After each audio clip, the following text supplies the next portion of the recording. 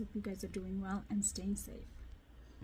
Today I wanted to talk to you about scalp psoriasis and how it affects hair loss in general. So I previously talked to you about scalp conditions that can cause hair loss, like dandruff and dandruff related conditions. And before I begin, please, if you haven't done so, please subscribe to my channel. And if you find my video helpful, please leave a comment, leave a comment, and do let me know what else you want me to talk to you about. So let's begin. I will start by giving you a quick update on my health, on my hair loss journey. My hair loss has improved significantly, and I am continuing to take care of my health and my hair, and I will continue to let you know how it goes. So let me start by saying I really am sorry if you're going through hair loss. It can be very upsetting, and it affects I understand it very, very well, how it affects your confidence and about how we see ourselves. So we may not know why, or you may not know why your hair is falling out, and there are lots of possible causes. One of the potential cause is skin conditions that affects the health of the skin on your head or your scalp, and this condition causes irritation, swelling, inflammation in the layers of the skin in your scalp. For me, this time, remember I told you after COVID I started losing a lot of hair. One thing that I did figure out with the help of my dermatologist, that I do have dermatitis or in my scalp, which is aggravating the hair loss that I've been experiencing post-COVID. So I am using ketoconazole and antifungal solution in my hair, and that also helping with the itching as well. So let's talk to you about the symptom, causes, treatments of common scalp conditions that might cause you to lose your hair. Today I want to focus particularly on scalp psoriasis. And scalp psoriasis can affect the scalp, your hairline, forehead, back of the neck. And what is scalp psoriasis? Scalp psoriasis is a very common skin disorder. It may look different on different skin tones. If you are light to medium skin, it may often show up as raised reddish or salmon color patches with white scales. On darker skin, the patches may be purple and the scales gray. It can be single patch or several, and can even affect your entire scalp. It can also spread to your forehead, the back of your neck, or behind or inside your ears. You can't catch scalp psoriasis from another person. As with other types, we don't know what the cause of scalp psoriasis is, and doctors believe it comes from something wrong with your immune system that causes skin cells to grow too quickly and build up into patches. You may be more likely to get scalp psoriasis if it runs in your family. About half of the estimated 7.5 million Americans with psoriasis, which affects your skin surface, have it on their scalp as well. And sometimes the scalp is the only place they have it, but it's uncommon. That's uncommon. Scalp psoriasis can be mild and almost unnoticeable, but it can also be severe, last a long time, and cause thick, crusted sores. Intense itching can affect your sleep and everyday life, and scratching a lot can lead to skin infection and hair loss. What are some of the symptoms of scalp psoriasis?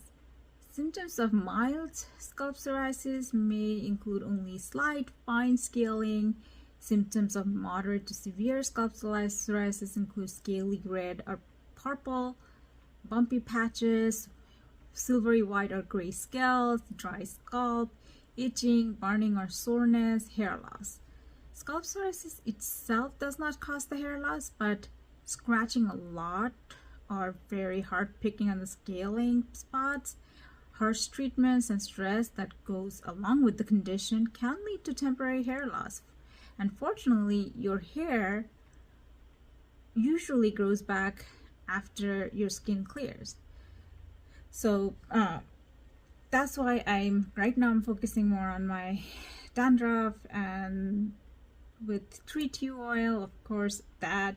And I have seen, I remember I told you I seen significant improvement in hair loss, and it improved even further after I started using the ketoconazole, the antifungal treatment, and tea tree oil. Tea tree oil was part of my hair care routine, but this time I'm just making sure I use those three regularly to help me with the itching, and my itching and burning of my skin, scalp has come down significantly. I would say it's 90% better. So if you have any of these symptoms, you should see your doctor or dermatologist. This may simply take, they may simply take a look or do a skin biopsy to rule out other similar conditions like seborrheic dermatitis, which is also another name for dandruff. What are some of the treatment? The first line of defense is treatment you use directly on your scalp, or like topical treatments. For example, I am right using ketoconazole shampoo. You put it in my scalp and wait 5 minutes, then then just wash it off using the antifungal infection. And the treatments for first line of treatment for scalp psoriasis is, again, topical treatments. This include medicated shampoos, creams, gels, lotions, foams, oils, ointment, and soaps. You can get some of these products over the counter, but stronger ones require a prescription. Remember, I told you you can get ketoconazole over the counter, but the one I'm using, it's like stronger prescription. I'm getting it from my prescription, which is prescribed by my doctor. The over-the-counter products often contain one of two medication approved by FDA, and one is salicylic acid. It's a peeling agent, you know it from as an anti-acne treatment.